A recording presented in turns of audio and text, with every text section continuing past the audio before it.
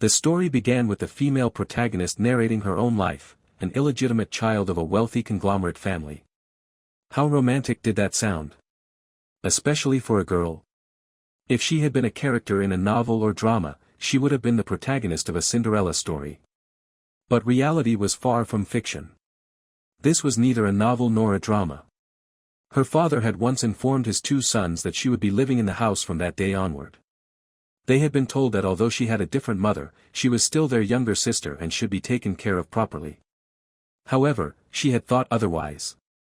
To her, she was nothing more than an unwanted child, one who could not even beg for a place to belong. Her life had been better when she had lived with her mother in a tiny room. But as time passed, her circumstances had become so unbearable that she had longed to be sent to an orphanage instead. That child in the family had been none other than her. 6 years later. Years had passed, and now, on a particular day, she entered a room where her eldest brother was present. He had been cursed under her breath as she wondered why their father had assigned him the responsibility of moving her out. It was well known how much he had harassed her in the past. To her, it would have been easier if she had simply been told to live on the streets. She had thought that her father only cared about his heirs, nothing else. Moments later, she landed on her bed, realizing that she was finally free. A feeling of relief had washed over her. She reflected on the suffering she had endured, wondering how long it had taken to reach this moment. Her older half-brothers had persecuted her both at home and at school, and their father had never cared about what they did. The only way she had been able to escape that hellish family was by getting into a prestigious university. And now, at last, her freedom had been won. Her grim days were over. She had vowed to work hard at school, make many friends, and find happiness. The next day at school. The following morning, as she arrived at school, she overheard a group of girls discussing something enthusiastically. They were talking about a game. One of the girls had complained that she was playing on hard mode, yet the affection score refused to increase no matter what she did. Another had responded that the game was likely not designed to be won so easily and that spending money was probably necessary. Curious, she had turned to her friend and asked what they had been talking about. In response, her friend had informed her that it was a game, one that had become incredibly popular. The game was called Daughter of the Duke, Love Project. Late at night, upon returning home, she had searched for the game and examined it. A skeptical expression had crossed her face as she noted how cheesy it appeared. She had questioned how a game with such a name had managed to become a trend. Although she had not been particularly interested, the fact that it was all anyone at school had been talking about had made her curious enough to check it out. As she navigated through the game's interface, she had noticed that it was divided into two modes, normal mode and hard mode. A moment of hesitation had followed as she considered which one to try first. In the end, she had chosen to begin with normal mode, reasoning that it would be the best way to get a general understanding of the game. As the game started, the opening sequence had played. The game's storyline. The introduction had revealed that Yvonne, an ordinary country girl, had just turned 18. However, the truth was that she was actually the Duke's youngest daughter, who had disappeared 6 years ago. Having forgotten her true identity, she had lived as a commoner all this time. But on the day of her return to the household, her life had been overwhelmed with fantastic events and curious new relationships. The objective of the game had been made clear, to win over the various male characters and raise their affection scores while eliminating the meddlesome villainess. Wealth and fame had to be accumulated, and if the affection score reached 100% with any of the characters, a love proposal would be received, marking the end of the game. A skeptical thought had crossed the female protagonist's mind. It had all seemed so predictable. However, she had admitted that the illustrations were quite impressive. Initially, she had planned to stop after a short while and go to sleep early, as she had a lecture the next morning. But time had passed far too quickly, and 3 hours later, she had found herself still playing. An unexpected interest. Realization had struck her. Sleep had been completely forgotten. A question had formed in her mind: how had this game turned out to be more enjoyable than expected? The unique system and strong character lineup had kept her engaged. It had felt strangely familiar, almost as though she had been watching her own story unfold. The heroine had forgotten her identity and lived in poverty until her return to the household. Similarly, she had once been brought into her father's wealthy family. Even the two older brothers who had been wary of their little sister's sudden appearance had been present in the game. Of course, there had been significant differences between her reality and the game's storyline. In the game, the brothers had been among the main love interests, making them somewhat appealing. But playing the game and experiencing their dynamics had been amusing in its own way. Normal mode had turned out to be surprisingly easy. The affection scores of the love interests had started at 30%, making it far from a challenge. In her opinion, it should have been labeled easy mode instead. A new challenge. Eventually, she had reached the end of the game. A notification had appeared, informing her that normal mode had been cleared. She had considered whether there was anything else she could do. Another message had followed, stating that the game's hidden ending could now be purchased. However, the cost had been 100,000 won. She had been completely shocked. The thought had crossed her mind, why was a single ending so expensive? Had there been no other way to access it? Then, she had remembered something, hard mode had been available as well. But it had to be cleared first.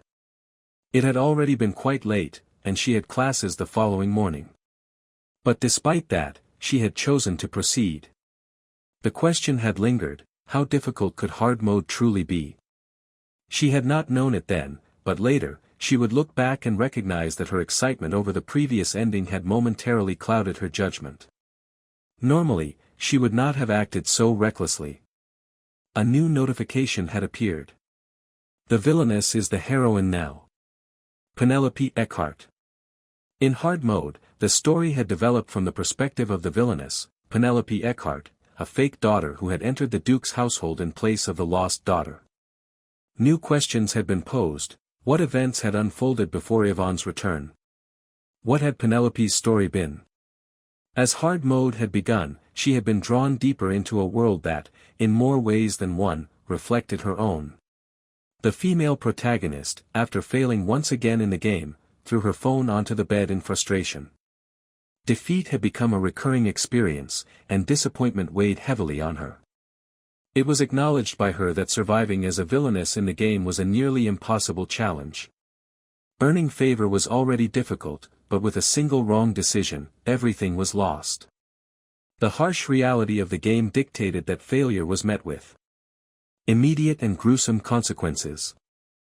Each game over had been accompanied by a chilling depiction of the character's death, adding to the frustration she felt. Her anger intensified as she reflected on how the villainess was perceived. In normal mode, the character had always appeared to be pure evil. However, now that the protagonist had stepped into the villainess's shoes, it had become evident that the character had not even committed any real wrongdoing. Confusion arose within her, why was such cruelty directed toward the villainess? A deep sigh escaped her as she contemplated the injustice of the game. She wished for the character to survive just once, even if only for a moment. The thought occurred to her that, initially, the hidden ending had been her only goal, but over time, a greater attachment to the game had developed. It was no longer just about completing the game, it had become a mission to ensure that the villainess endured the hardships imposed upon her. The ease with which the heroine earned love and admiration frustrated her. In easy mode, affection was given to the heroine effortlessly, while the villainess was doomed to suffer. No matter how desperately the villainess begged for kindness, she was met with rejection and cruelty. The contrast between their experiences was painfully clear. In hard mode, no matter what was done to change her fate, the villainess was destined to meet an unfortunate end. A wave of personal memories surfaced, intertwining with her frustration over the game. A past filled with loneliness and neglect had shaped her understanding of the villainess's plight. It had been pointed out to her, time and time again, that fairness was an illusion. Whenever she had felt wronged, she had been told to seek help from her father. However, such an option had never truly existed for her. Her father had never given her the attention she had longed for. Whether she starved, suffered, or was bullied at school, it had never mattered. Indifference had surrounded her. The painful realization had settled within her that she had never truly belonged to the family she had been born into. A connection to the villainess had been formed within her heart. The struggle of the character mirrored her own experiences, making it impossible for her to abandon the game.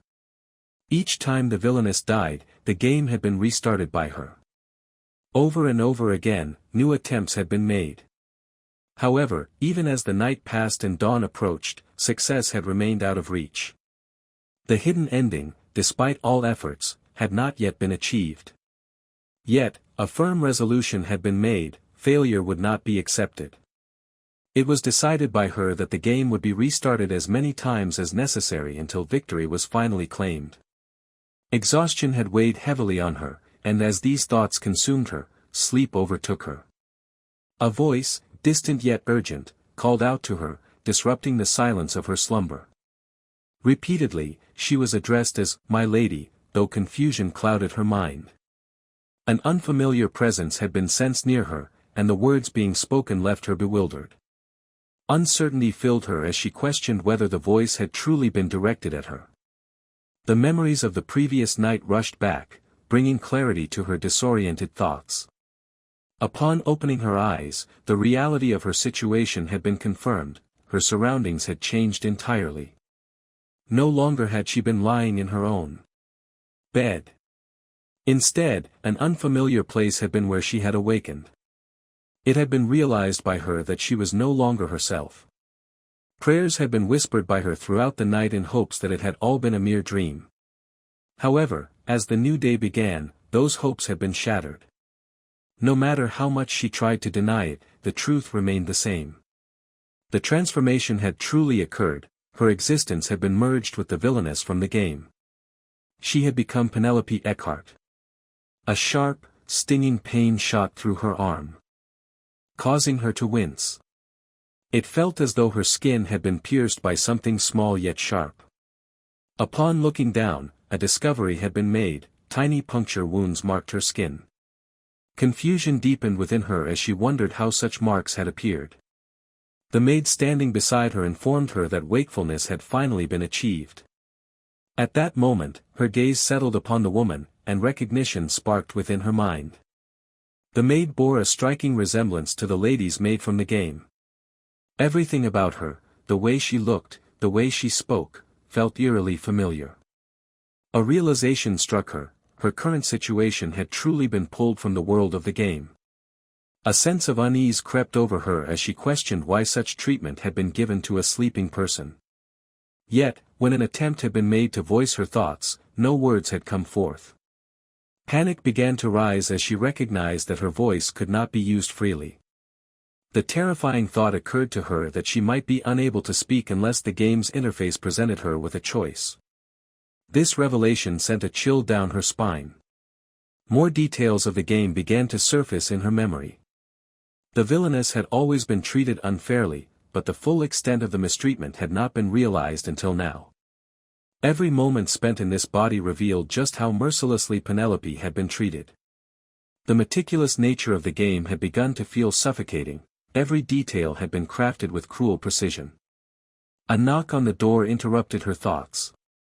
From outside, another maid's voice was heard, informing her that breakfast had been prepared.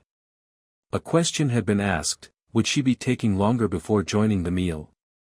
It had become clear to her that no real choice had been given in the matter. Resignation settled in as she understood that this world demanded obedience from her.